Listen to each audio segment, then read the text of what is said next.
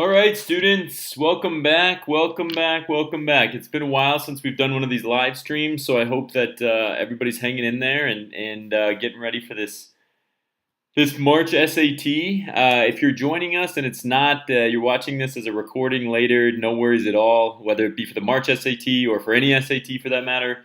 Not a big deal. You can always access this. The same stuff that we're going to talk about today, at least for the foreseeable future, will apply to any SAT exam. So I hope you guys get a lot out of it today. If you have any questions, if you're watching live and you have any questions, don't hesitate to comment in the chat. If you're watching the recorded version of this, don't hesitate to comment below the video. And one of our teachers or tutors will make sure that we respond before any big SAT. We're always responding to comments as often as we can in the days leading up to any big SAT exam. So please make sure that you comment in the chat or comment below if you guys do have any questions. Otherwise, I am Chase. I will be leading you through the SAT review today. For those that have seen the channel before, hopefully you guys have gotten a lot out of these reviews in the past. And again, please make sure that you have any comments. Put those in the chat. Keep it civil. Keep it appropriate, of course. Make sure that you're only commenting things that will be helpful to everybody. Otherwise, we'll have to remove you from the chat.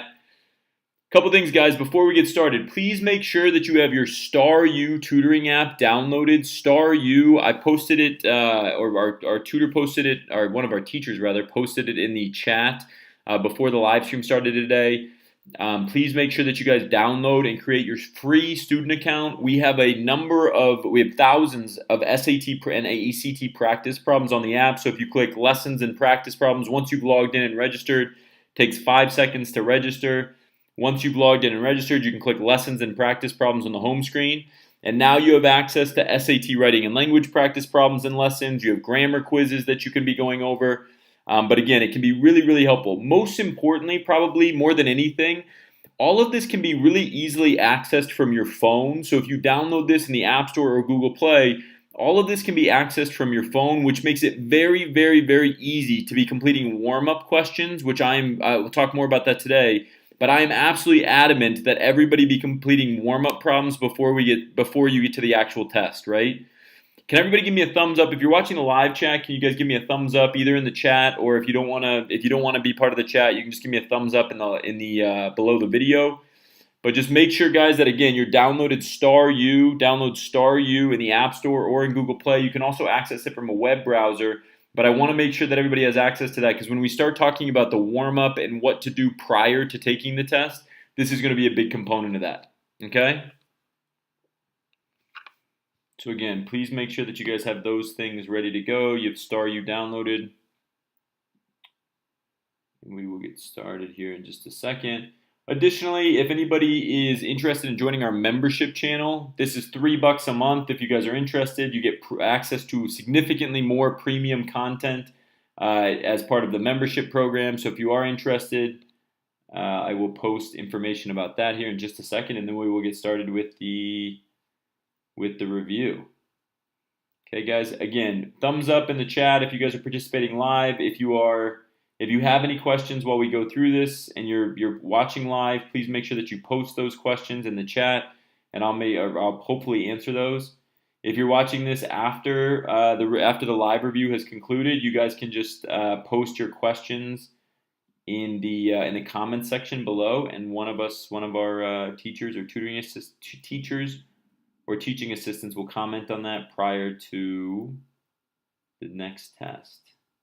If we can find this. Here we go. Okay, so again, if you guys are anybody interested in joining our membership program, you guys can click this link and see all of the premium content in the playlist. So SAT premium.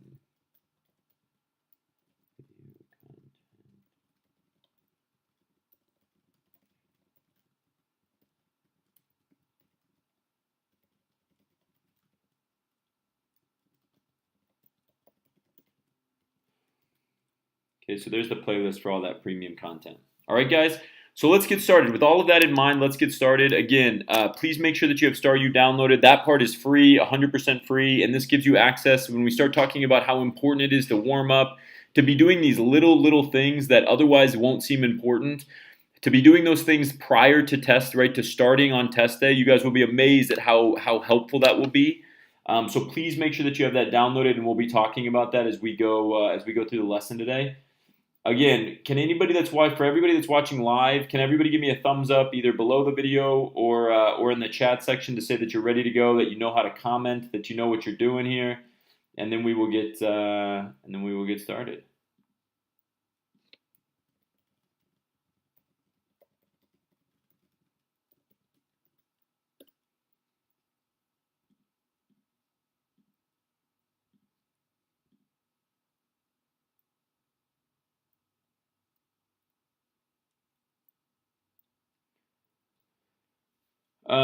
And one final thing, guys. So as we transition out of this and go start talking about the actual test, please note that we will be using SAT test form number 9, SAT test 9. So this is just directly from the College Board website. It's a good test for this type of review because the scale is pretty reasonable, pretty even compared to overall. So this is SAT Test 9. If you'd like to follow along with any part of the video, SAT Test 9 and the link to this, right, both the scoring, and the test form, those can both be found, again, as free links in the video description below. So please click on those if you'd like to follow along. And again, I think that will give you a better sense as to what we're talking about today. And if you guys like what you see today, if you don't want to join the membership channel for money, make sure that you at least subscribe to the channel by clicking subscribe below the video. And let's get going here, okay? Just covering up some of the things. So, guys, as many of you know, let's just start with the very, very basics, right? For those that have never seen this before, I don't think that's many of you, but let's start with the idea, right, that the SAT test is graded on a 1600 scale. And for those that are sitting there being like, is this what he's going to talk about the whole time? No, it's not. But we have to establish this first. Okay, we have to establish this first. Again, if you're watching live and if you have any questions as we go through this, please don't hesitate to ask those in the chat. I'm sure they'll be helpful for other students as well. But SAT, right, 1600, breaking up into two sections, right? There's an RWL section, which is reading, writing, and language. That's out of 800 points. And then we have math sections, right, which also are out of 800 points. And the question that you guys have to ask yourself before we get started, we have to be really, really reasonable with what we're talking about.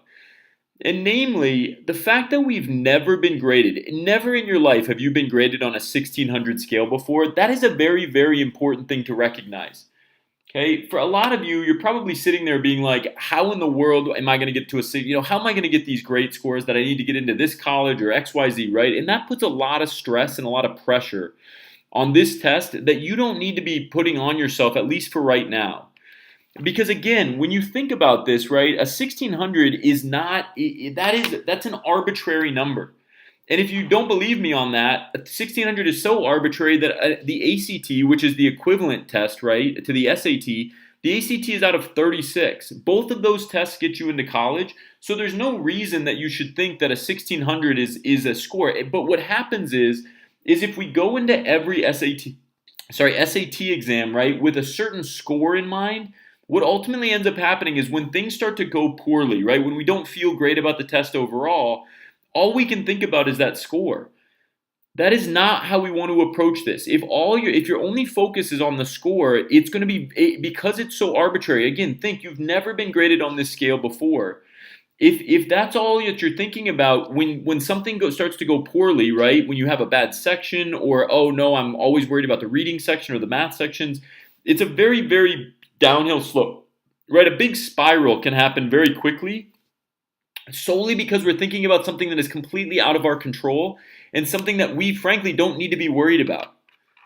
Okay, so I'm going to give you a different approach. I'm going to give you a new approach. Does that all make sense, guys? Thumbs up if it does make sense. Thumbs up in the chat or thumbs up below the video. Thumbs up somewhere if that all makes sense. And what I'm coming down to with that is I'm going to give you a different approach to how I want you to establish, how I want you to go into tomorrow's test or any SAT exam in the future. This is so critical just in general, but so critical for tomorrow, especially if you're a type of student that gets anxious or gets nervous about these SAT exams and what they could mean for your college potential, for your life potential, blah, blah, blah, right? All of the above. The first thing that I want you guys to do is I want you to establish a goal score. And the moment that you establish a goal score, forget about the SAT number. Okay, forget about the SAT number. So let's say, for example, your goal score on the math section is to get a 650. Okay, get 650. That's great, right? That's a number. You have that in mind. That's the number that you want to score. But after you've established that number, you want to forget about it for the most part. And what I mean by that is rather than thinking about a 650, I want you to think about the number of questions. So guys, by the way, we're using SAT test form number 9. If you weren't joining us, you can find this test form. You can download it in the link below for free. So download SAT test scoring test form 9. This is also there. And then we're looking at page number 8. Okay, so we're looking at page number 8. What you will see is the detailed breakdown of the scale for every SAT exam. This just happens to be for SAT test number 9 from the College Board website. I think it's a good representation of what we're trying to talk about today. Again, a 650 is completely arbitrary. That doesn't mean anything to you, and it doesn't mean anything to any high school student. I have never seen another test or anything be graded on a 1600 scale again. So if that's what's in our mind, we're not going to know how to deal with adversity, with anything that goes wrong, because we're only thinking about something that doesn't actually matter in any other aspect of our lives. Does that make sense? Thumbs up. That is so critical to being a great test taker and of being a great SAT test taker tomorrow or anytime in the future, is no longer thinking about this as the score. Of course, the score is going to matter in terms of, what you get into college with, but ultimately, once we've established a goal score, we want to think about the number of questions that we need to answer correctly in order to obtain that goal score. That's all. That's all we're thinking about. We want to think about the number of questions needed to obtain that goal score. And once we have that number in mind, that's the number we're going to focus on going forward. So for example, you'll see 43 here. Okay, the 43 corresponds to the number of total correct answers. All right, 43 is the number. 650 is a phenomenal math score. If you're not already getting there, then that's a number I want you to focus on. If you're above a 650 on the math section already, that's fine. Just continue to set your sights on what we're discussing. Don't go into this, even if you're the best math test taker in the world, do not go into tomorrow or any test thinking, I have to get an 800. That puts way too much stress on you as a test taker, and if anything goes wrong, there is no margin of error, right? There's no margin for error if you go into it thinking I need an 800. Instead, go into it thinking I need a 780. And for all purposes, if you think I need a 780, then the 800 is going to happen. But we don't want to go into it and put that pressure on ourselves immediately, or everything can spiral very quickly. Once we have our goal number in mind, right, we have a 650 as our goal score, but really we're now going to think about this as 43 questions. Okay, 43 questions. And here's what we're going to do. I want everybody to write down that 43 out of 58 for this test number 9 is equivalent to a 650. And that's pretty close. That's a pretty good representation of most math tests, right? It's going to be, it might be 41 or 42 or 44, 45, somewhere in there. But ultimately, this is a good number, okay? Because it says that for minus 150 points, right, we miss 15 questions. And that's about average 10 points, right, divided by 10 points minus 10 points per question. That's a pretty good representation if you want to think about this very basically. Okay? So from there, we know that 43 out of 58 is the number that we need to achieve in order to score 650 on this particular math test. And so let's break that down. There are 58 total math questions, right? 58 math questions. But the math test is very unique in that it is divided, right, into both. It's divided into two sections, but ultimately they combine for the same section score. So there are 20 questions on the no-calc section, and I know this is relatively basic review here, and there are 38 questions on the calc section. Okay, but what that means is if we're trying to get 43 done, and there are almost twice as many questions times 2 from the no-calc to the calc section, and we're trying to get 43 out of 58, right? 43 out of 58 gets us our 650 goal score. If that's your goal, I think that's a great goal score for anybody to have. If you're already above that because you're a great math student, that's awesome. But I think 650 is a great generic goal score for everybody to have. If we know that and we got to get 43 questions right, that means that generally speaking, right, we need to get, let's say we need to get 13, let's say 14 out of 20 questions right here, 14 out of 20 here. And we then we need to get 29 out of 38 here. That's a pretty good number, right? 29 out of 38. Thumbs up, guys, if that makes sense. That if we do 14 on the no calc section, and again, this is not set in stone, this is not scientific, just roughly somewhere around 14 questions. And then we're going to roughly double that number because there are roughly double the number of questions on the calc section. We're thinking we got to get about 29 questions right on the math with the calculator section. Okay, so does that all make sense? Everybody feel comfortable with that? Thumbs up, guys. Does anybody have any questions? Again, you guys should be able to comment in the chat if you have any questions. Please let us know if you do. And okay, but hopefully that all makes sense. So what that means, guys, is we're going to approach this test not thinking about the 14 questions that we can answer. We're going to think about, hey, I can skip the 6 hardest questions on this test if I want to get a 650. I can skip the 9 hardest questions on this test if I want to get a 650. Think about the stress that takes off of you, right? Think about how much better you feel thinking I can skip 9 and then I can skip 6 and then I can skip 9 questions and I'll still obtain my goal score. Does that make sense? Thumbs up, guys, if that generally makes sense. That if you just skip 9 questions, if you skip 6 questions, you're going to be in a phenomenal position. If you're accurate on the other questions, you're going to be in a phenomenal position to answer, to get a 650 on this test. Okay, so again, the math scores are combined into two of the same, right? 2 of the same score. So every question on the math no calculator test is worth the same in point value as every question on the math with a calculator test. That brings me to another point, right? Don't give up. If you don't love math, if you're a great reading and writing and language student, but you don't love math, and so you're going into this with a little bit of uncertainty, a little bit of anxiety, don't give up on the no calc section. Okay, don't give up on that just because you're overwhelmed or you're anxious or you're worried. Don't do that. Right? Instead, we want to be constantly thinking about how we can continue to improve, right, once we get to the calculator section. Because we know that, hey, there are double as many questions. There are twice as many questions on the calculator section. So I'm going to have points to make up if I don't feel like I did great on the no calculator section, or if going into this, I don't feel great about the no calc section in general. Does that all make sense? We're going to get more into this as the review goes along. We're going to go through each individual section and talk about some general strategies for each section. But does that all make sense from just a general thought for the math section, that the 20 questions from no calc, 38 questions from calc are combined into a total of 58 math questions? We are no longer thinking about this as a test in the same way that we think about a school test. We are thinking about this as, if I want to get to a 650, if my goal score is a 650, then I need to find the 43 questions that I know how to answer in order to obtain that 650 score. Okay, everybody good with that? Thumbs up, guys, if you are. If you have any questions, please make sure, if you don't see the chat, hopefully everybody sees the chat in the live chat. If you're joining us live, there's quite a few of you right now. If you are joining us live, please, you can unhide the chat. Hopefully everybody can see it still, though. And please make sure that you ask any questions. Happy to answer those as we go through this. If you're joining us beyond the live stream and you're watching this as a review after, as the recorded review, don't hesitate to comment any questions or concerns that you have. You can always comment those in the comment section below. Okay? So hopefully all of that makes sense. Now, what's unique about the math section is that the 2 sections are combined.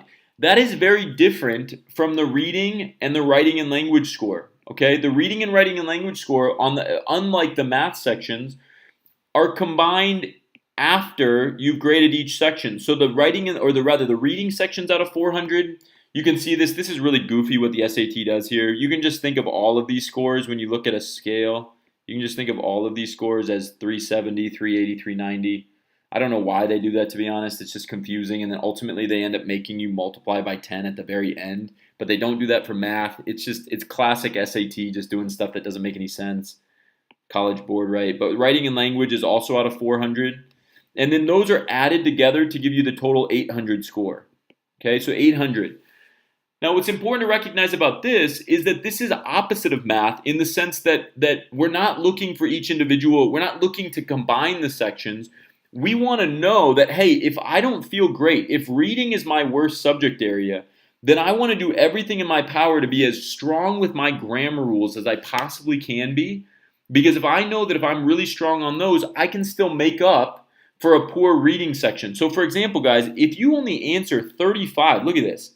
The reading section, while it's the hardest section, and we'll talk about that in a second as well, while the reading section is the hardest section, you only need to answer 35 out of 52 questions. That means you can skip two passages essentially. You could skip two passages and you would still end up with a 300 score. 300, right? 300, 35 out of 52 on the reading section. Okay, and so let's say that your reading is not where you want it to be tomorrow, right? You don't feel comfortable with that. If your grammar score, right, if your writing and language score is really strong because you've memorized the grammar rules, and ultimately that's the most important thing with that section, and you end up getting all 44 of those questions right, which is 44 out of 44 is a much higher likelihood than 52 out of 52 on reading. If you get a 400 on the writing and language test, even if you have a bad reading test, right, those end up averaging out to a 700. So the biggest piece of advice that I can give anybody that's studying beyond just for tomorrow's test, right, and just watching the review, is to make sure that with all of your heart and soul, you focus on the writing and language score and bumping that up to as high as it can possibly be before you ever think about the reading test. Because the reading section is the hardest section, but that doesn't mean that you have to answer. The reading section is the hardest section, but it also has the most favorable scale. Okay, so reading has the, let's just write that. Reading is the most favorable scale by far. Most favorable. Like I said, you can miss 17 questions and still end up with 300. So reading most favorable scale. And so all of the strategy work that we just talked about with math applies even more so to the reading. Most favorable scale. So it's most advantageous, right? Most advantageous on the reading score. Does that make sense? Thumbs up, guys, if that makes sense. Thumbs up. If you have any questions on that, again, please don't hesitate to comment those in the chat. But the reading score is the most advantageous to you. And so we're going to talk about reading strategy here in a second. But it's the most advantageous to you.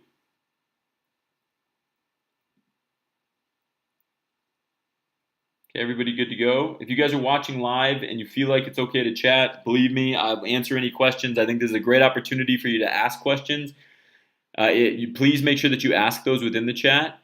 Okay, if you don't see the chat, then you can comment below this video, right, in the comments section and just say, I don't see it, and I'll try to work through that, troubleshoot through it. Otherwise, can anybody that's watching live just say good to go, that all of this generally makes sense? To be a great test taker, you need to understand the SAT scale. To be a great test taker, let me repeat that. To be a great test taker, you need to understand the SAT scale, first and foremost. And before you ever get worried or overwhelmed about your score, which the 1600 doesn't matter. The 1600 doesn't matter in the sense that you have never seen a 1600 scale in your life, ever, nor will you after this test. You'll never see it again. So why in the world, if we have never seen that, if we have no familiarity with the 1600 score, why in the world, right, would we ever focus on that number rather than focus on something that we've always seen, which is just thinking about how many questions do I need to get answered correctly, like on a math final, right, or anything in school? How many questions do I need to answer correctly in order to obtain that score? Right? We don't want to be thinking about the score itself. We want to be thinking about the number of questions that you need to answer. And the only way to do that effectively is to actually break down, right? Break down the number of questions from the scale. So you come over here, you look at the test, and again, all of these links have been posted in the video description below. So if you follow along, if you're following along with this, just open that video description, click on this link, and I think it'll make a lot more sense if you're following along. And now you just set your own, right? You set your own,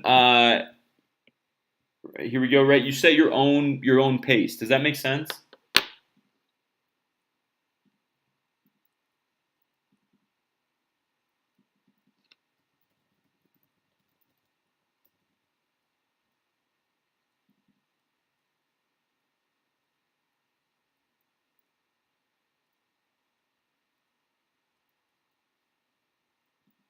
Pretty good with that idea? All right, guys. So, in addition to all of this, I have some more good news for you for anybody that's participating here. Star Tutors, and before we get to any individual sections, Star Tutors SAT pre-test packet.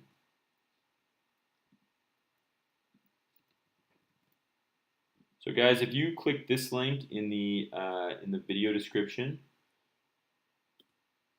okay, you'll see a pre-test packet that we have created for all of you, so that you guys have access to complete some warm-up problems, to see some really helpful videos that are all in one place, helpful videos all in one place.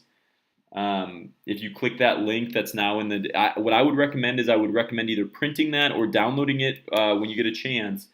Open that link, and within that you will find some really helpful warm-up questions.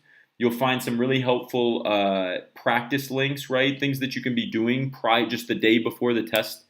And I think, again, if you click that, it'll be really, really helpful as you go through this. So I encourage you guys to look at that. That's the pre-test link, and that's talking about a lot of the stuff that we're going to finish with at the end, which is getting yourself in the right position to not be tired, to have done some warm-up practice, to do all of the little things that end up mattering in a big, big way come test day.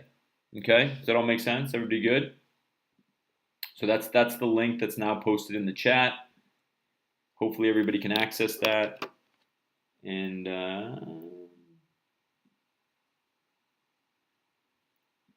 me do one more thing. Let me see if I can post this as a comment as well, just so you guys have that.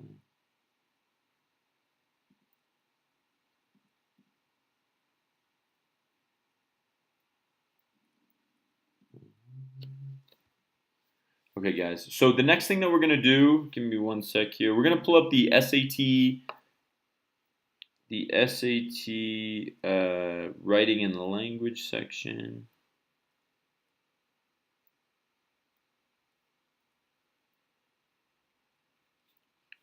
I'm sorry, the SAT reading section. So we're going to look at the SAT reading section next. Okay. All right, so guys, as we look at all of these things, again, hopefully that all makes sense from just a general scale perspective. The number one thing that I can recommend going into tomorrow, I wouldn't even focus too much on any individual section. I would put so much effort, so much time into working through what your goal score is going to be, and then applying an actual number of questions. So we have to come up with a goal score. If your goal is to get a 1400, then set the sights on whichever test is better, right? Or whichever score section is better for you. That's fine. But then start to look at it from a perspective of how many questions do I need to answer to actually obtain that score? Okay, how many questions do I need to answer to actually obtain that score? So hopefully all that makes sense just generally. All right, guys, so with that in mind, let's go back, and we are going to start talking a little bit more about the SAT test. We're going to SAT in general. So what I'd like everybody to do is I'd like everybody to open SAT test number 9 for me, SAT test 9, which can also be found within the video description below. And we're going to start with the reading section. Okay, we're going to start with the reading section here. Anybody have any trouble with reading generally? If you do, then I highly recommend that you watch this. Pay attention, pay close attention. We're gonna go through some really helpful ideas, I think, related to not only reading but how you can best strategize. If you guys want more reading help, SAT reading tips, tricks.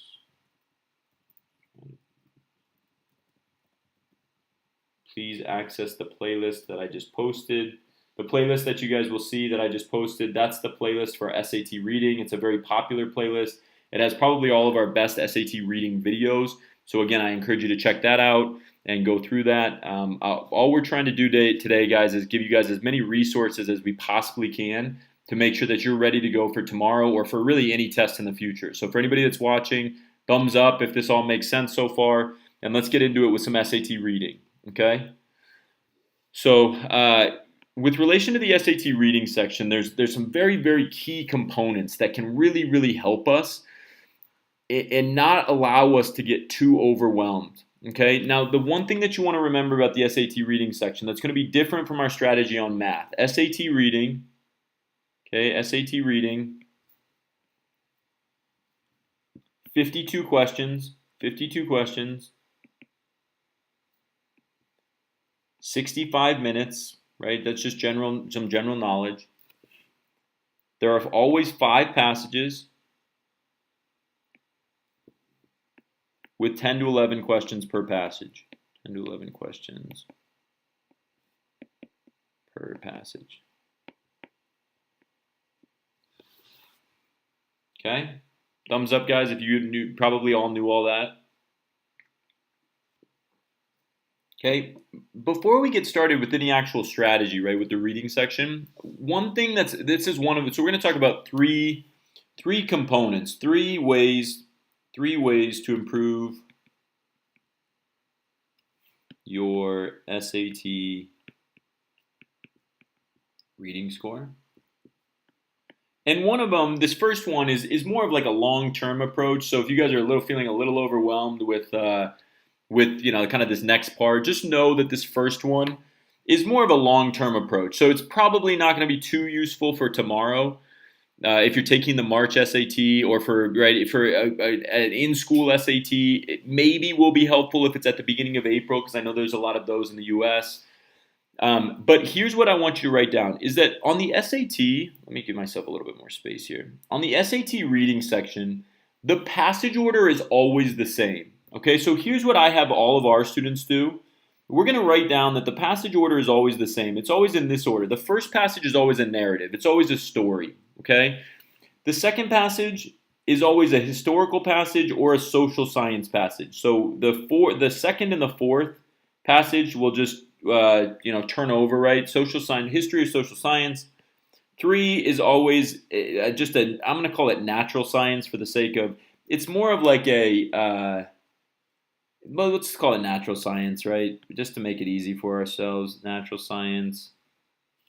4 is the other history or social science passage.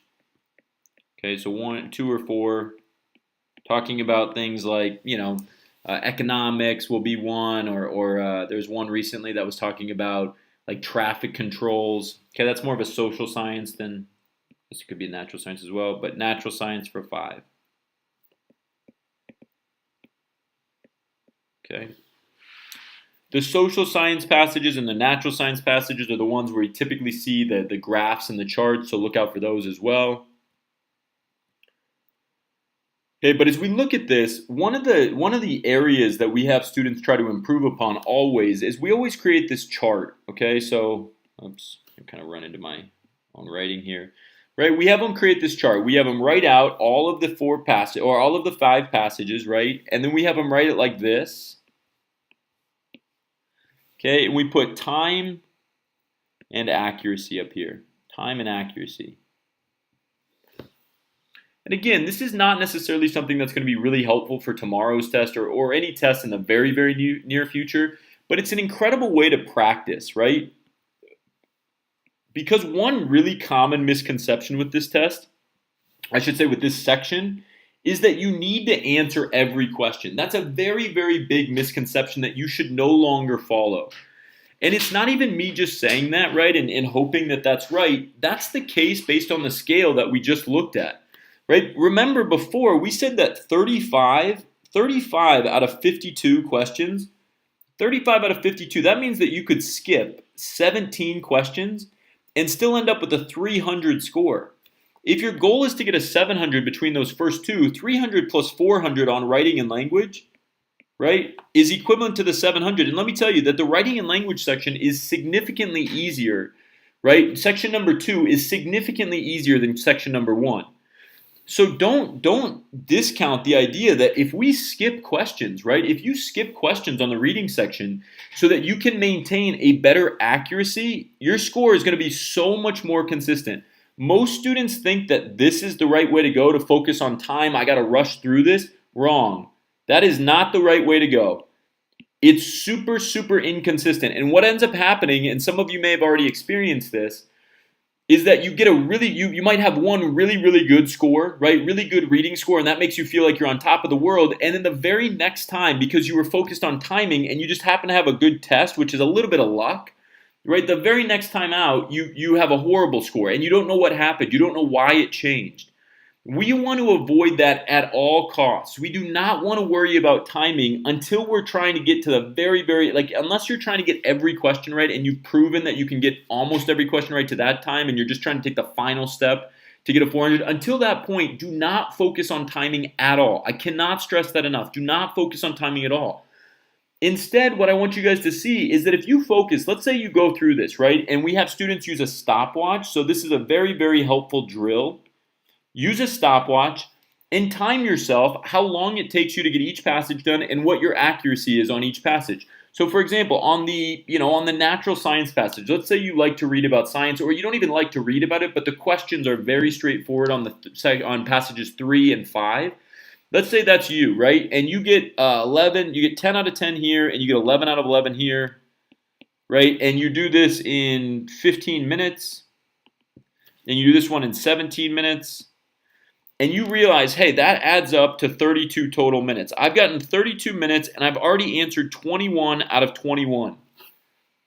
Guys, the reason this drill can be so helpful is because when you use a stopwatch and not a timer, and you're really focused on being a better test taker rather than focusing on what the score is or when you can stop doing this test, with the reading section, if you focus like this and you get 21 out of 21, now all of a sudden you realize, hey, I have 33 minutes to focus on any one of the other passages, 33 minutes, and in order to achieve a score of 300, I only need to answer 14 questions correctly in 33 minutes.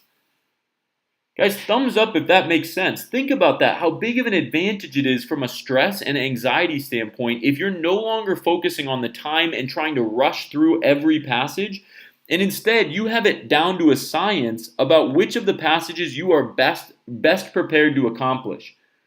And if you do that, right, now you're at 17 minutes, you've broken it down. This is not necessarily a strategy that's really useful for tomorrow's test, but it is extremely useful for anybody that's going to take the test after tomorrow. And I have to believe that's a significant majority of you, because the March test that we're talking about for tomorrow, that isn't really a test that you use that you can exclusively use for college, or it's not the last test, I should say, before you have to apply to college. So this is a drill that I would try to implement after tomorrow's test every single time you sit down to think about a reading section. Okay, because again, let's say that you realize that, and then, okay, now the narrative is going to take me a little bit longer. So this one takes me 25 minutes, and I get 9 out of 10 here. Okay, so now I'm 9 out of 10. Now I realize that's a lot of time. I don't think it's actually going to, let's even be more realistic here. Let's say this one takes you 20 minutes to get the narrative done. Okay. And you realize, okay, if that took me 20 minutes, right? That took me 20 minutes. I was a little less accurate. I now have 13 minutes, right? I have 13 minutes, and I'm going to try to find, minus the 9 questions that I answered correctly, I have 13 minutes now to find 5 additional questions that I can answer, and that's going to get me to my 300 goal score on the reading section.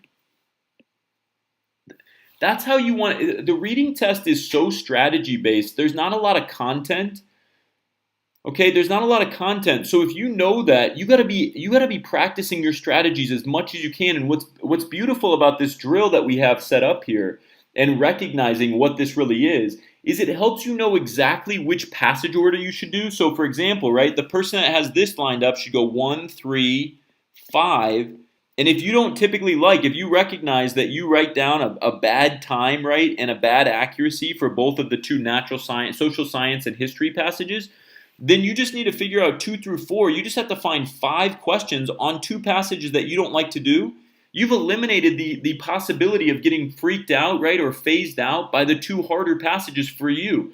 That's going to be different for every student, but it's something that every student should be implementing to figure out which passage order is best for you. And that's a very good way to do it. Use a stopwatch, take down your time, take down your accuracy for each individual passage, see how long it takes you to get those ones done, and then assign some value to which passages you want to do first, second, third, fourth, fifth. Thumbs up, guys, if that all makes sense. Thumbs up if that makes sense. I cannot stress enough how important and how impactful that idea alone has been for all of our individual students. And if you're willing to implement it, I think it will be very useful and helpful for you as well. But again, you got to be willing to implement it. So thumbs up if that makes sense.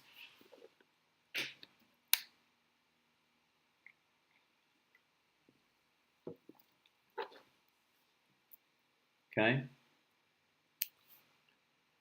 The next thing that I want to bring up, and this is so critical for both reading and then for all of the math multiple choice. It'll make sense when we get to the math multiple choice. But reading is entirely a multiple choice test, right? It's all multiple choice. Every single question on the reading section is equivalent to multiple choice. And that gives us such a major advantage. Again, I can't even begin to describe this. Okay? We have to recognize what it takes to be a great test taker.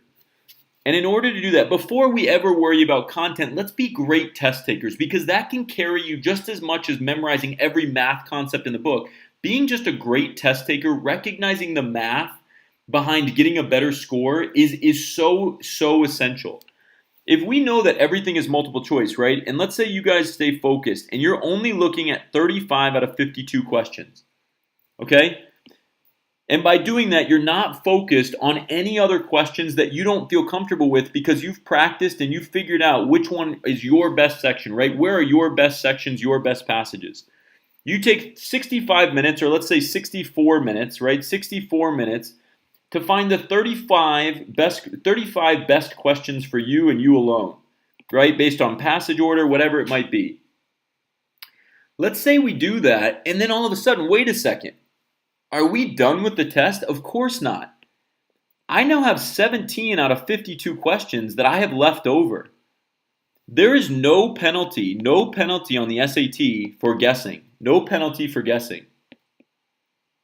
Okay, no penalty for guessing. That is so critical if you want to be a great test taker. If you don't want to do this, then you are not even, this isn't a strategy thing. You are just mathematically hurting yourself if you don't implement this. This isn't, and the thing that drives me crazy about, people that do this on YouTube besides us or other companies that I've worked for is just saying things to say them, right? That like, oh, this is this better strategy because I think so. That drives me crazy. And I used to work for companies that would make us say things to students like you should use this strategy or whatever. Ultimately, there are different strategies that are going to work for different students. So what I try to do in these videos is not give you some strategy that just I think works better because I'm telling you what to do. The things that I bring up in these videos and I think that are the most important are the mathematical certainties. This is not me guessing. This is not me saying you should do this and it might work. This is 1,000% mathematically certain to work by pure statistics.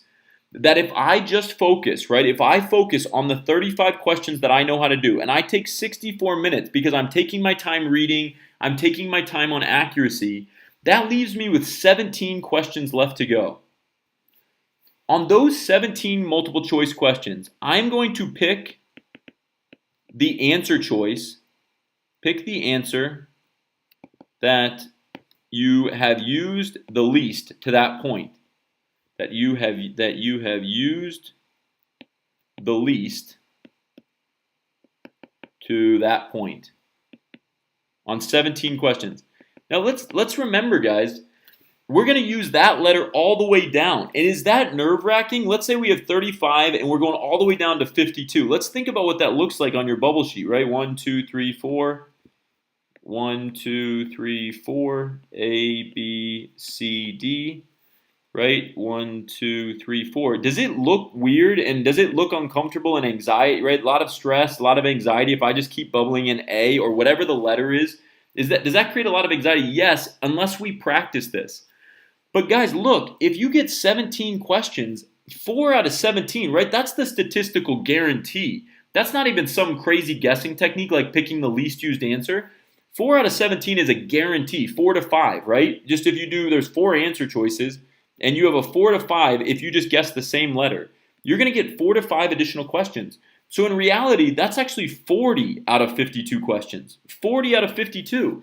Well, let's go back. Let's see how that changes your score, right? If you go back to SAT Test 9 and you go back to the scoring guide, let's see how that effectively changes your score. All of a sudden, instead of getting 35, right? 35 out of 40, which was a 300, we've all of a sudden guessed our way down to 40 out of 52, and we've gotten to a 330, meaning that by just being great mathematical test takers, we've added 30 points to our score.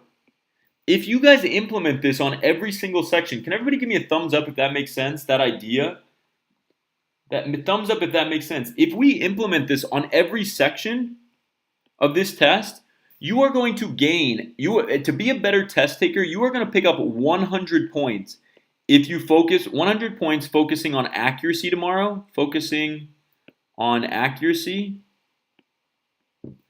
and not timing. I guarantee you will pick up 100 points tomorrow and not timing. If you give yourself more time to focus on questions that you know how to do, I'll guarantee that tomorrow, without any additional content work, without studying any additional content, if you focus on accuracy and you don't worry about rushing and feeling that overwhelming and stressful feeling that you get when you focus on time instead of accuracy, you will pick up 100 points. And watch what happens, right? If I come back up to the reading test, and let's say I answer all the way to question number 35. I just coincidentally, I've answered the first 35 in a row.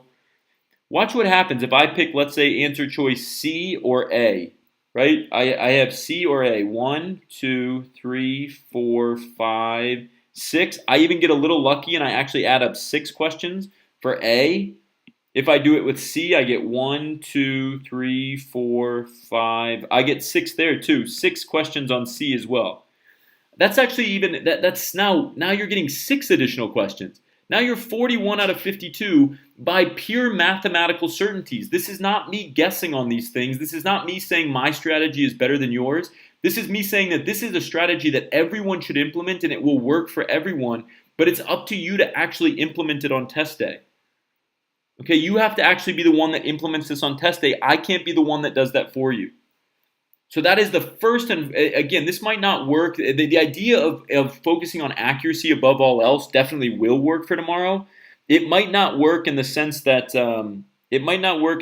you have to that you can implement this drill that I had written down here. It might not work in that way, but you can absolutely, thumbs up guys if this makes sense. You can absolutely implement this idea before the test after this one. If you're not taking tomorrow's test, or a near future SAT, I would highly, strongly recommend implementing this reading technique, this idea, prior to starting the test.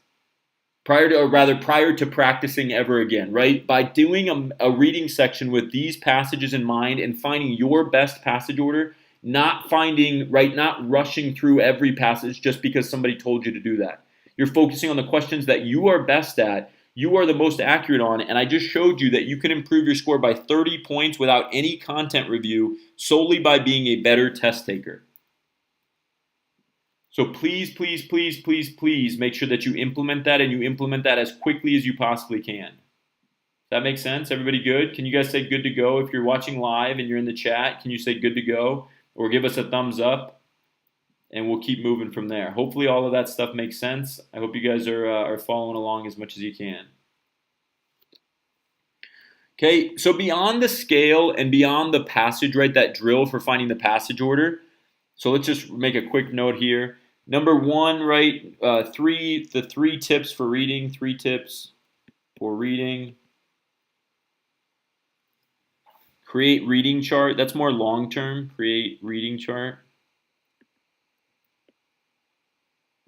Oops. 2, step 2, right? Focusing on accuracy, focus on best passages and accuracy. Then guess. Same letter, same least used, I should say, least used letter for remaining questions, for unanswered questions at the end with about a minute to go. Right? Give yourself maybe a minute at the end. Minute, that's a horrible handwriting, sorry guys. Minute at the end.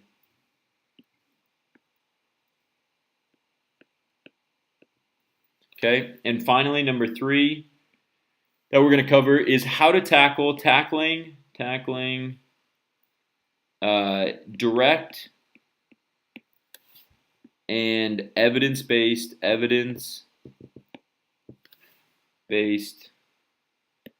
follow-up questions.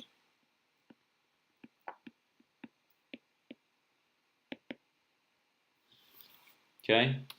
Anybody have any questions so far, guys? Again, feel free to answer. I know there's quite a few of you guys watching live. If you guys have any questions that you want answered, this is the time to do it. We can answer any questions. Don't be embarrassed, right? Don't be. It's anonymous anyway, right? You don't have to. You're never gonna see people again. But this is a great time to be asking questions if you have any. So please feel free to do that. So tackling direct and evidence-based questions. There's a really, really helpful and easy way to do this, but you got to try to implement it tomorrow as well. Let me see if I can find the. I think we have a individual video on this too. SAT reading, and it can be found in that playlist. But let me just see if we can find it.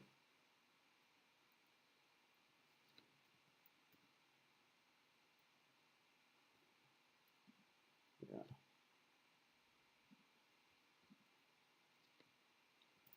Tackling the. Oops.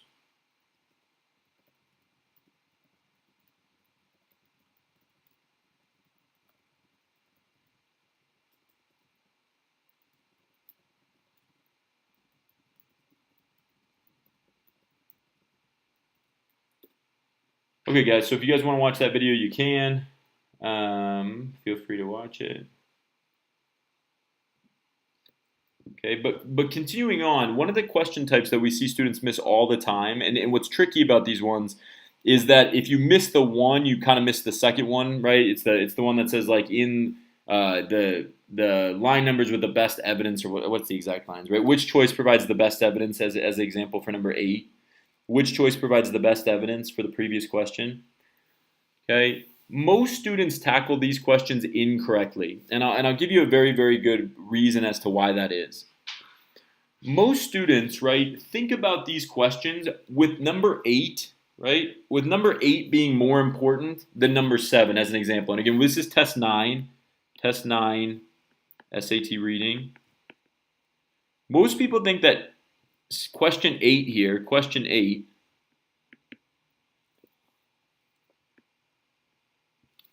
which is the evidence-based question, right, the evidence follow-up, outweighs, right? You spend more time looking at question 8 than you do on question 7. And that couldn't be, right? This is the direct question, the first one. That couldn't be further from the truth, right? This is not what we want to do. Don't do this. Don't do this. Okay, for tomorrow, don't do this. What I want you to recognize is that there are so many questions that look just like number 7 that don't have an evidence-based follow-up, right? That just don't have an evidence-based follow-up. Like number 3, right? There's no follow-up to that one, but that's a relatively straightforward question. Number 6, right? The narrative indicates, that's a relatively straightforward question. There are significantly two-thirds in fact, two-thirds of direct SAT reading questions have no evidence-based follow-up, And in those examples, right, you don't have any line numbers to go back to. And that is so critical because everybody always immediately looks to the evidence-based questions first, right? Where are the line numbers? Because that gives us comfort. Oh, I have to go back to these line numbers. Don't do that. Instead, what you should do is you should read the direct question. This is the steps that I want everybody to take going forward on those evidence-based questions. Read and understand the direct question. And the direct question is always the first one, guys, right? This is direct, right? It's asking directly about something in the passage. This is evidence. Read and understand the direct.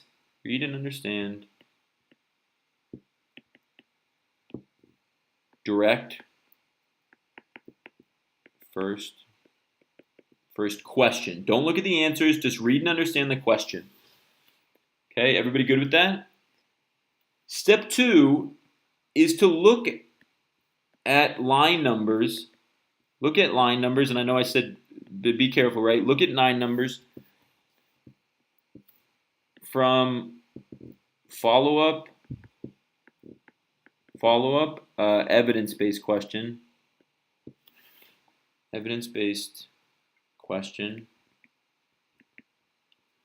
as a group, not individually. This is so, so critical. Not individually.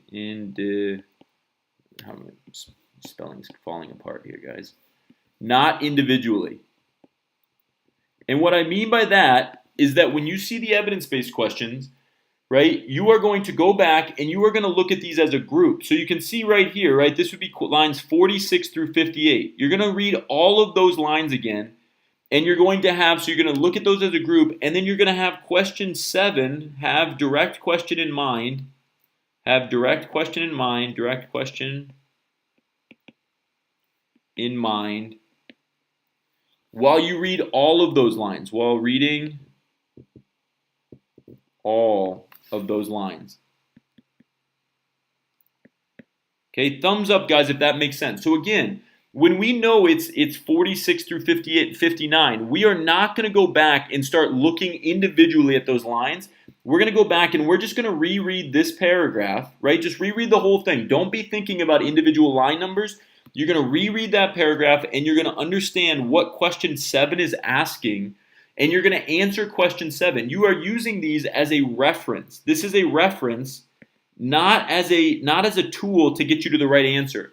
You're using it as a reference. You're thinking about question number 7, and the beauty of this is if you use this strategy correctly, wherever you find the right answer to this is going to be immediately apparent what the right answer to this is. We should really never think about this follow-up question except for in the reference of a large portion of the lines, right? So you're not reading this as like, okay, 46 through 48. That's answer choice A. No, you're thinking, let me go back. I'm going to reread this paragraph with the intention of trying to answer question number 7, just like you would do. Think about this, guys, right? And why this is so critical. You would do that exact same thing on any direct question that didn't involve evidence, right? If you didn't have follow-up line numbers, you would do that on every other direct question. You'd read it and you'd say, oh yeah, I remember where that was. Let me go back and try to find it. And you would just go back and probably reread an entire paragraph to try to answer that question. Thumbs up if that makes sense. And that's what you would do, right? And that's what we're trying to accomplish here.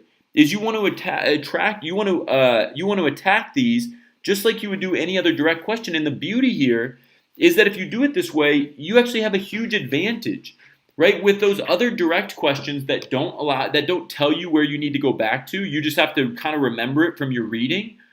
This is like that, except they do tell you where to go back to generally, and you're just skimming that area or you're rereading the area in question, but they tell you where to go back to.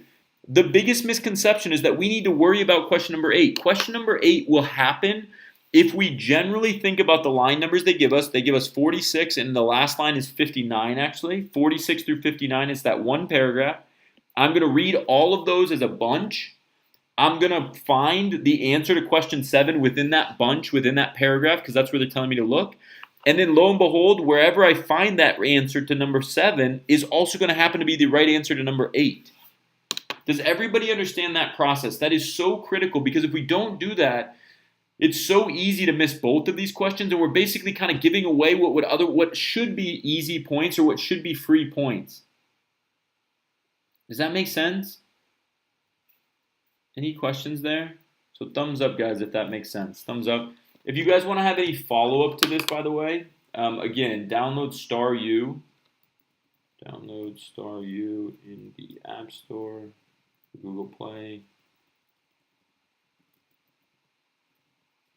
or at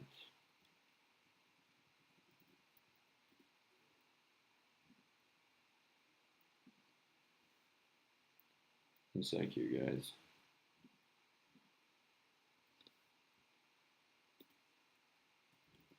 Create a free student account and start practicing.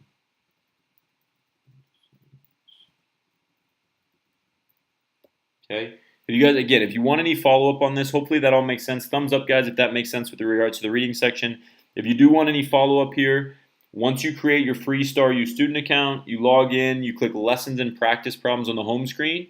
Then you click SAT Reading, and if you want any follow-up, you can click Direct and Evidence-Based Questions. You'll see it there as the number 3 bar, and you can start reading more about that in more depth with more example questions, okay, and do some practice questions related to those evidence-based reading questions. So highly encourage you, strongly encourage you guys to look at that as much as you can. Okay, everybody good? Thumbs up, guys, in the chat, or thumbs up in the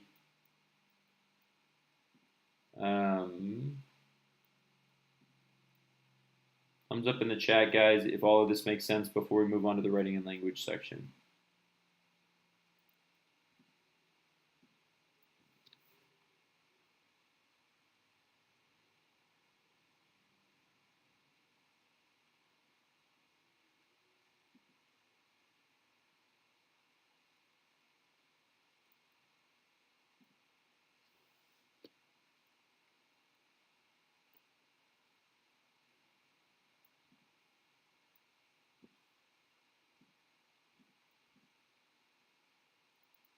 Everybody good there, guys? Everybody good?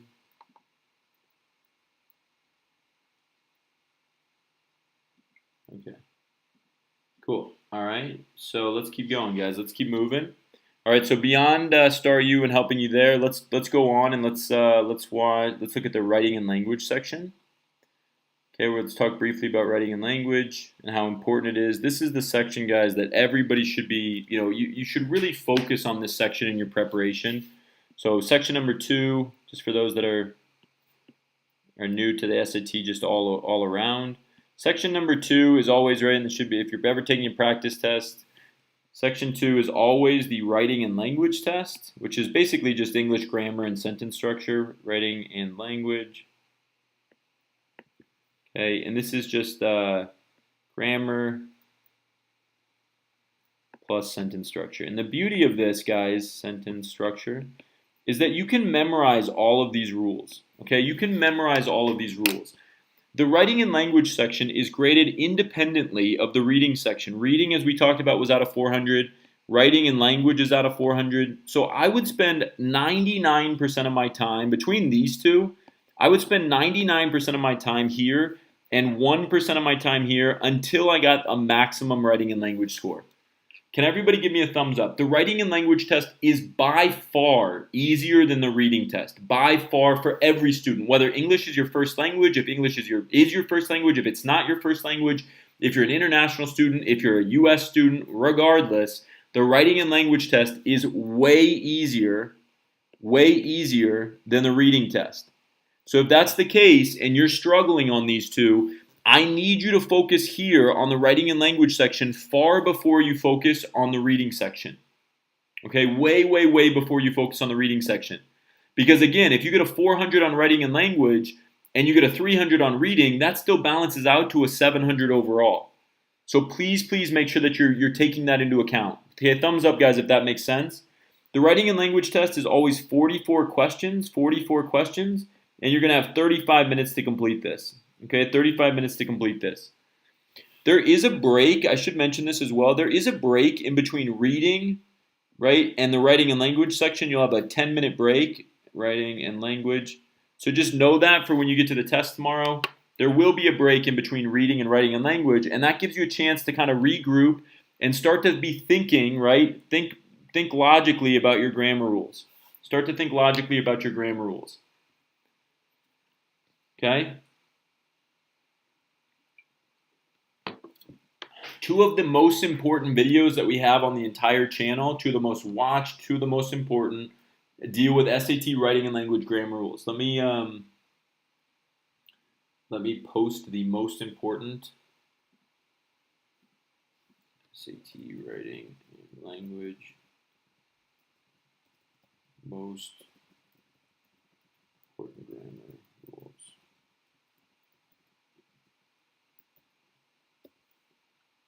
Again, please make sure as much as you can to watch that.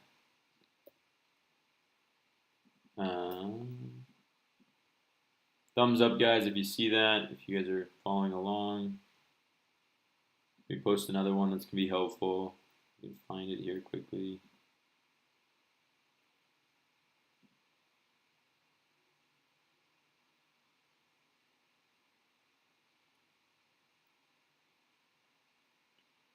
I don't know if I can find it right now, but in any case, guys, I would highly encourage you, really strongly encourage you to watch those. I think that is as from a content perspective, that is as important as any section that you guys are going to cover. That's as important as any video. The other nice thing here, guys, is that you can, if in terms of the StarU app, this breaks down, StarU on the SAT writing and language front breaks down every single one of the most important grammar rules with practice questions associated with that. So punctuation is number one always. If you read through the punctuation questions here, you can always come through, and then you can do 5 practice questions that are specifically related to just punctuation questions. So this is probably the one area of StarU that's the best, right? It's the best for SAT writing and language and for math as well. But I strongly encourage you guys to be doing practice questions as often as you can. Here are the rules that you need to know most. Okay, number 1 is punctuation. If you don't know every punctuation rule and you're spending time on any other section, you are making a mistake. Punctuation is the most important lesson,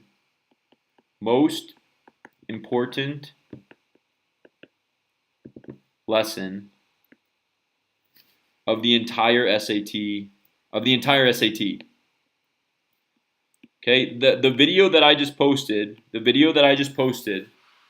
coupled with the writing and language, coupled with this review, right, lessons and practice problems, writing and language, and then clicking punctuation. The video review I posted, coupled with these practice questions and this practice lesson, is the single most important lesson that you can cover on the entire SAT test.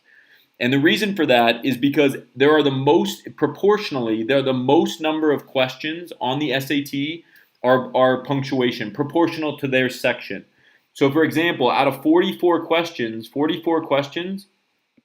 10 out of 44 questions are equal to punctuation. That's 15%. That's more than 15% of the test. No, sorry, it's more than 25 rather. 25, is that right? Yeah, it's more than 25, or it's between 20 and 25% of the writing and language section is just punctuation questions. Think about that. Think about how ridiculous that is. If you just know every grammar rule related to punctuation, how many questions you will get right. The only one that even comes close to punctuation is linear equations under math. That's the only one that's even close, okay, in terms of value. And we'll talk about that in a second when we get to the math section. But if you do not know your punctuation rules and you are spending time on the reading section, you know that you've missed punctuation rules in the past, you are making a huge mistake, because these questions are so much easier, and more importantly, they are so much more consistent than anything that you're going to see on the reading section related to the SAT. Thumbs up, guys, if that makes sense. Thumbs up, guys, if that makes sense. That is so critical. I can't even begin to describe it. Okay, so critical that we're thinking about it in that way, and being right, and making taking our best step forward, right, in terms of how we're going to improve. Not just saying I'm going to improve somewhere. I'm improving incrementally more on the learning punctuation rules than I am really covering any other section. Okay, so punctuation. You can see this in basically every one of these, right? So you'll see it. Let's see if we can find some punctuation, right? Number 6 is a punctuation question. This is on test number 9. 6 is punctuation. 12 is punctuation. There's 2. 14 is punctuation. There's 3. 17 is punctuation. There's 4. So 4 questions through the first 24. So 4 questions in the first ones. Let's see. Keep going here. 30 is punctuation. I'm sure I've missed a few as well. 36. 38. That's 7, I think. 40 is punctuation. And that might be it. So I think I counted 8, but I probably missed a few. But that's just like scrolling through this as quickly as I can. You can find 8 very obvious punctuation questions. I think if we really broke it down, there'd probably be 10. But yeah, let's say even if it was 8, that's still 20% of the writing and language test. That's 100 points. Guys, think about that. 8 out of 44 questions is equivalent to 100 points. 100 of the 1,600 total points on this test are related to basic punctuation rules. And if you know those rules and you never make a mistake on those, okay, you will improve your score again so quickly. Let's improve in the easiest way possible. Let's not just say we're going to improve without really having a plan in place. Okay, so again, please make sure that you're doing those things. Thumbs up, guys, if that makes sense. Thumbs up if that makes sense.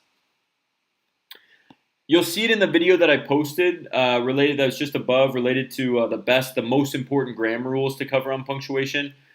But the thing that I would recommend is that you try to, so just as a quick rule for grammar and for punctuation, try to approach the punctuation questions in a specific order, in a certain order. And what I mean by that is that if you're going to look at punctuation, always look in the answer choices for a period first, followed closely by a semicolon.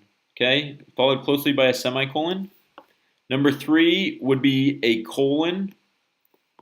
Okay, number 4 is a dash.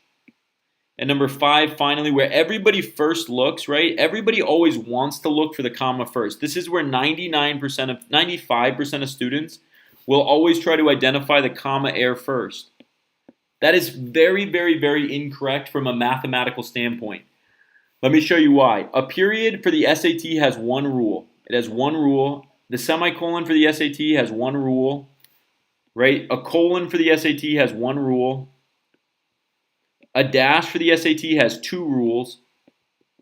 A comma for the SAT has 5 rules. You need to know 5 different rules related to a comma.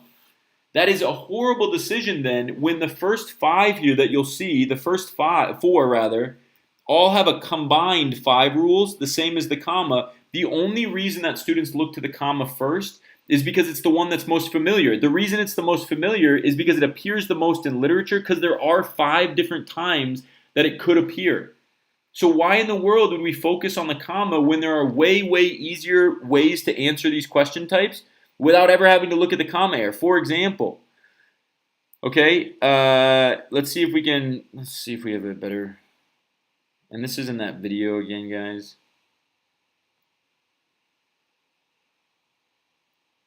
Okay, for example, if we know that a semicolon, right, separates 2 independent clauses, that's what a semicolon does, 2 independent clauses that are closely related, but for the SAT's purposes, you don't need to worry about them being closely related. Let's read on each side of the semicolon.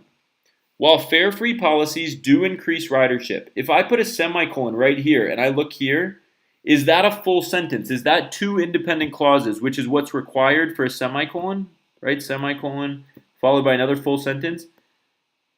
Do I have a full sentence on the left side of that semicolon? No, I don't. So I eliminate answer choice D. And while that doesn't get us to the right answer, it gets one of the answer choices out of the way in 2 seconds. If you follow this rule, and again, it's covered in that video that I just posted. This is going to be covered in way more depth, so I encourage you to watch it.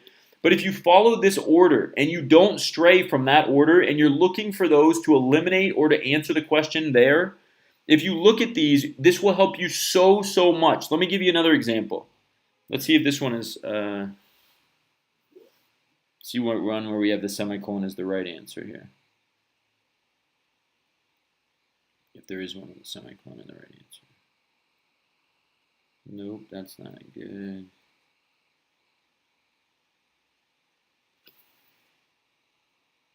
Anybody that's following along here, guys, again, we're on test number.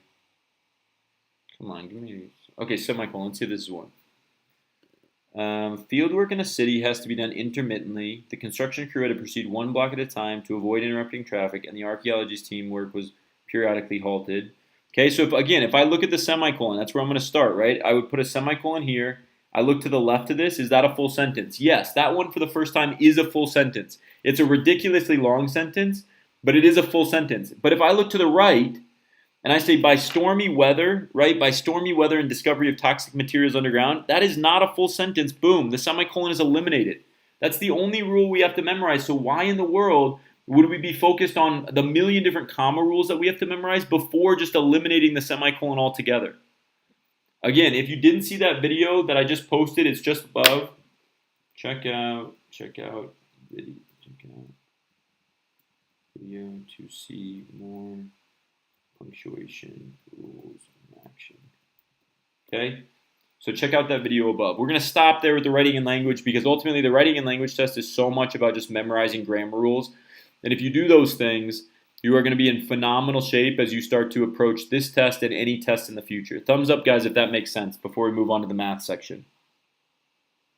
Okay, thumbs up. Hopefully that all makes sense related to writing and language. Sorry, writing and language.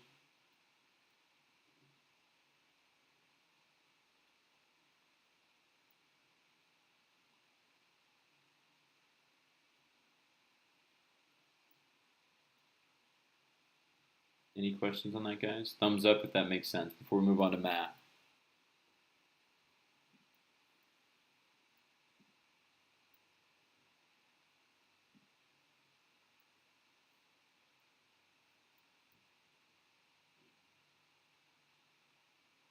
Everybody generally good there?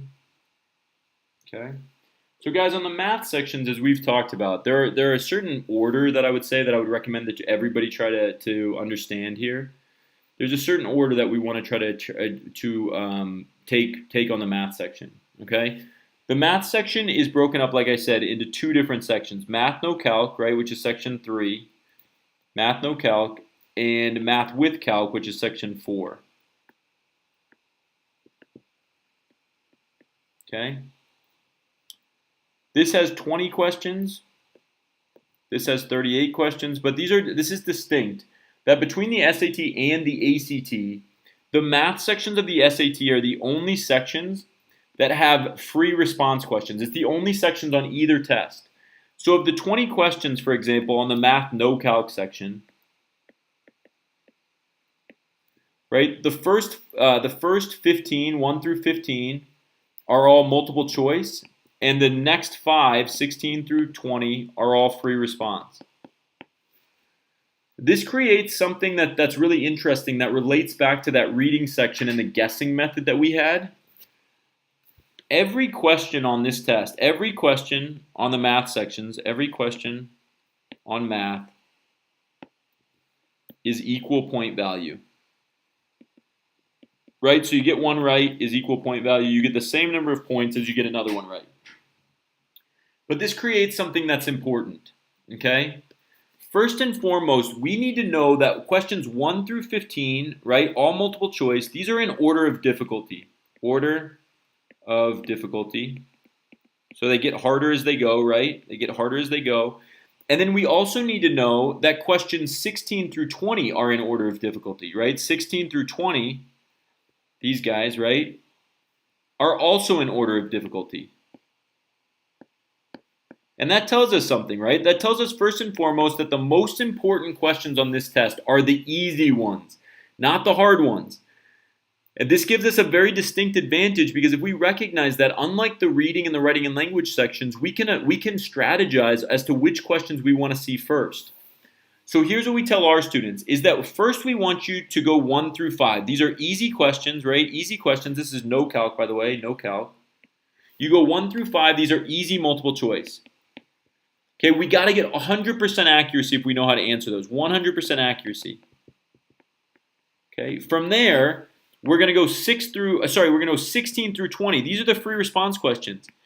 Remember, guys, that these 10 questions, okay, 1 through 5 and 16 through 20 are much higher value. Okay, and I'll tell you why, even though we said everything's the same point value, are much higher value than 6 through 15 on the no calc section. Every question is worth the same point. Point equals point, right? Points equal point. But we know that the free response, no guessing on the free response, no guessing, right? No guessing on the free response. And we also know that these are easier questions. So we cannot afford to miss these questions. If everything is the same point value, this is where we want to spend our time. We need to get 10 out of 10 here before ever worrying about 6 through 15. Now, I realize that questions 6, 7, 8, 9, and 10 are also relatively straightforward. Okay? But that doesn't mean that we should focus on those before we focus on the really easy questions, which are without doubt 1 through 5 and 16 through 20. Thumbs up, guys, if that makes sense. The same thing then applies to the math with a calculator section, and I would try to do these in order. I would say 1 through 10, right? 1 through 10 are ball multiple choice. Those are the easier multiple choice. On this is on the calc section, section 4 now. Okay, section 4. And then I would move to 31 through 38, which are the free response questions, and spend as much time as necessary to get these questions right. These, once again, are worth more, right? These are worth more for a lot of different reasons that we've kind of discussed here than questions 11 through 30, which are all the harder multiple choice questions, right? Level 1 and level 2 multiple choice are 11 through 30. Level 1 plus 2, or I'm sorry, 2 plus 3, rather, 2 plus 3 multiple choice. These are all level 2 and 3 out of 3 multiple choice questions. So if we know that, right, why in the world would we be spending any time, these are the easier ones, not, right, these are the easier ones here. Why would we be worried about the harder questions and the ones that we can guess on, right? If you need to guess, you can guess on these questions. You cannot do that on the free response, and we cannot afford to miss the easy multiple choice just because we're worried about getting to the harder ones. That doesn't make any sense. That wouldn't make any sense, right? We can't afford that. Does that make? Can everybody give me a thumbs up if you understand that, right? That I would prefer that on during Saturday's test, if you're taking it, that on no calc section 3, no calc, which is section 3, that you do these questions in this order: 1 through 5, right? Multiple choice. Then you move to 16 through 20, free response, and then you move to 6 through 15, multiple choice. If you don't know how to do a question, if you don't know, skip it. Skip it. Either come back, or guess the same letter at the end. Okay? So you're either going to skip it and come back to it, or you're going to guess the same letter at the end. That's why the free response are so critical. That's why they have a higher value, because not only are they generally easier overall at every level than the multiple choice for a reason, right? Because they are free response. But on top of that, you can't guess on those. If worse comes to worst, you have to guess on all 11 through 15 of the multiple choice here. That doesn't really matter because you can guess, right? And you can't do that on 16 through 20. Thumbs up if that makes sense. So this is how I would approach the no calc order of this test tomorrow, and we'll stop there. I don't want to get too much into like real in-depth strategy on the math section, just because I think it's going to probably confuse you more than it's going to help you for tomorrow. All right, and then on section number 4, which is the calc section 4, okay, we're going to go 1 through 10, then 31 through 38, and then finally we're going to go back to 11, and we're going to go 11 through 30. That's the order, right? 1, 2, 3. And if we can stick to that order and we can stick to those questions, I think you're going to find that your score is going to go up naturally. Because if the worst comes to worst on those harder multiple choice questions, we can always come back to guess, right? We can always come back to guess. Okay, guys, does that all make sense? That's the order. That would be the order of questions that I would do for tomorrow. And that's the big stuff, guys. That's how I want you to approach this. Oh, one last thing. There are 3 sections on math. So there are 3 math sections that you want to be very aware of. Math, most important math concepts. Okay, if you're going to study anything tonight, study one of these 3 things, most important math concepts. 1, linear equations. I cannot stress how often linear equations appears on this test. Linear equations, number 1. Number 2, factoring. Make sure that you know everything there is to know about factoring, about the quadratic equation. Okay, number 3, systems of equations. If you know those 3 systems of equations, you will know a third of the test before you even sit down. This makes up one third, or more. I'd say it's closer to probably 2/5, 40%. 40% of math section is based on these 3 question types of both sections. So if you memorize each one of these, and the beauty again in all of this is that we have all of this within the app. So if you go to StarU, you back it up and you go to the math section instead of writing in language. So SAT math, right? You can find the factoring section here, right? You can find systems of equations. This is all going to be at the bottom of the SAT math section. So again, if there's any reason for you to download StarU beyond the punctuation rules, it's these next three. It's these next three. Does that all make sense, guys? Thumbs up, guys, if that makes sense. So those three question types, if you can memorize those three, if you can memorize punctuation, if you're going to focus or study on any concepts tonight, make sure that it's one of those four, right? Factoring, linear equations, systems of equations, or on the writing and language section, focus on punctuation rules. All right, focus on punctuation rules. So final thing, guys, here before I let you go, because I know that you're probably anxious to get started. I'm just gonna summarize. Download StarU in the App Store, in Google Play, and set up your free StarU student account. Okay, that's first. Complete practice questions tomorrow morning, okay, before the test. For the test, complete practice questions tomorrow morning out of our SAT pre-test packet.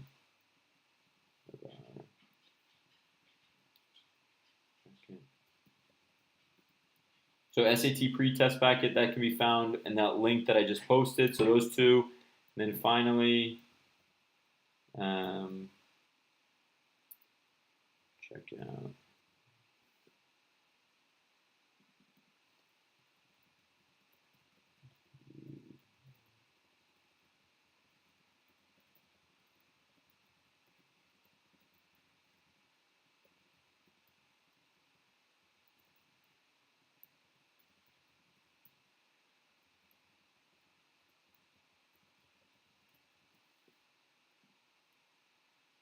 So you guys can join our membership program.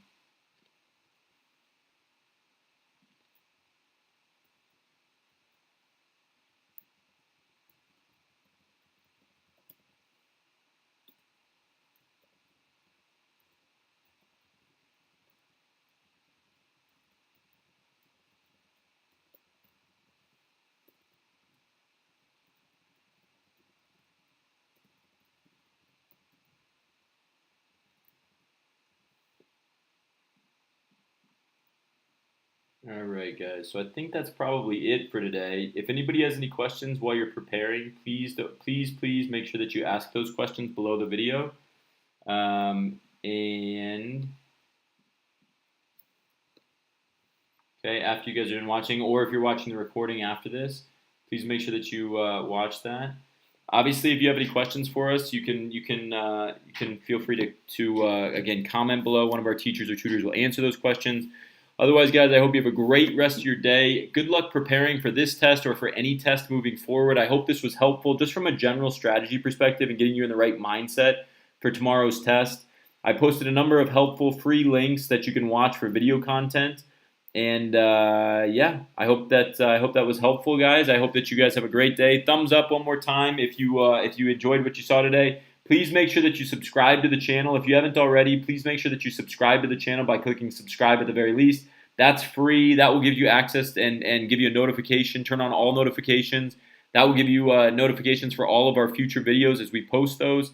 Otherwise, again, good luck studying. Good luck preparing for the SAT in March, today, or rather tomorrow, or whenever your next test may be. And of course, again, post any comments or questions below this video, and one of our teachers or tutors will answer those. All right, guys, again, have a great rest of your day. Hopefully that was helpful, and good luck on your next test. See you soon.